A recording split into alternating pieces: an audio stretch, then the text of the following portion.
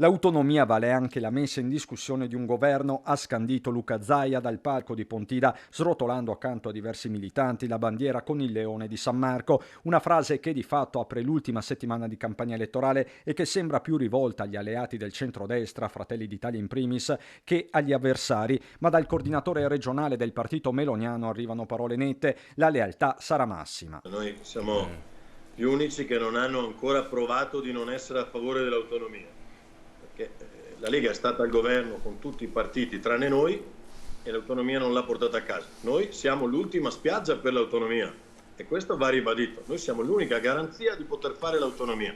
Dopodiché Zaia si riferiva probabilmente al fatto che prima dobbiamo vincere le elezioni, poi dobbiamo farlo il governo e dopodiché semmai dobbiamo essere critici nei confronti del governo. Ma io non venderei la pelle dell'orso prima di averlo preso. Un impegno, quello di De Carlo, che sembra bastare a Gianangelo Boff, commissario provinciale del Carroccio. Il centrodestra sembra così serrare le file della coalizione alle porte del voto su uno dei temi più incandescenti, almeno in Veneto. Nell'accordo di centrodestra c'è l'autonomia, tra l'altro il documento sull'autonomia è un documento redatto anche dai nostri governatori Zaia e Fontana, proprio a garanzia del fatto che venissero rispettati quelli che erano i principi, e quell'accordo è stato sottoscritto da Meloni e anche da Berlusconi e anche da Brugnaro come parte di centro, e quindi voglio dire non vedo quale sia il problema.